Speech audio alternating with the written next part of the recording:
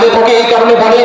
কিন্তু আলেম ওলামা, বড় বড় আলেম ওলামাদের থেকে জেনে নেবেন, আমি ছোট্ট মানুষ বলতেছি, নবী রাসূলের সংখ্যা যে কত, এটা আলেম ওলামা বলতে পারবে না, কেউ বলতে পারবে না।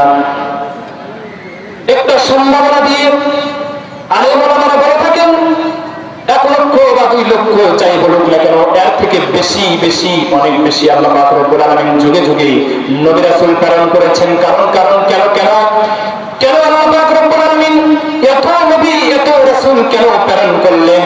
এটার একটাই কারণ, আল্লাহ পাক রব্বুল আলামিন যুগে যুগে যে নবী রাসূল প্রেরণ করলেন, আল্লাহ পাকের বান্দারা দুনিয়াতে পৃথিবী যদি প্রেরণ করলেন, আল্লাহ পাক রব্বুল আলামিন আল্লাহ পাক যে বান্দাদেরকে প্রেরণ করলেন আল্লাহ পাকের ইবাদত করার জন্য।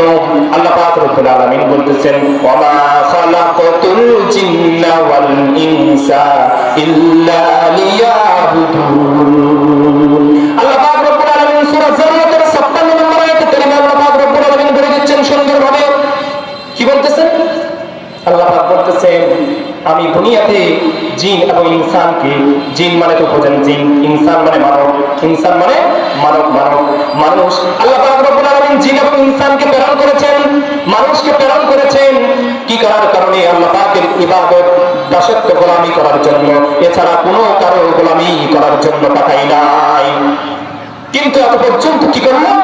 মানুষের গোলামি করলো। কথা বলেন ঠিক না ঠিক? গোলামি করে নাই, আমরা দেখেছি 15টি বছর দেখেছি আমরা, 10 গমের জন্য, চালের জন্য নিজের মূল্যবান ভোটটি অন্যের কাছে দিয়ে দিয়েছে। যাই হোক না কেন, আল্লাহ পাক রব্বুল আলামিন আমাদের দেশে শান্তি নাযিল করেছেন।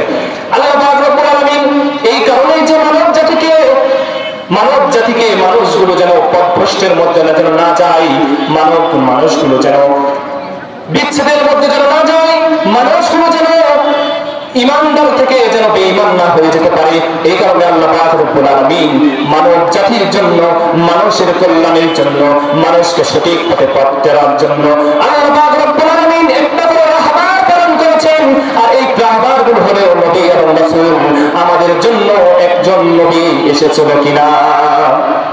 আমাদের জন্য একজন নবী এসেছিল, তিনার নাম কি ভাই? বলেন না, আমার নবীর নামটা বলতে পারবেন না? হায় রে মানুষ, আমার আপনার নবী জনাবে মুহাম্মদ রাসূলুল্লাহ সাল্লাল্লাহু আলাইহি ওয়াসাল্লাম কে আল্লাহ পাক রব্বুল আলামিন দুনিয়াতে প্রেরণ করে দিলেন। কারণ আমার আল্লাহ পাক বলতেছেন, আমার মানুষগুলো যেন, আমার বান্দাগুলো যেন পথভ্রষ্টের মধ্যে যেন না যায়।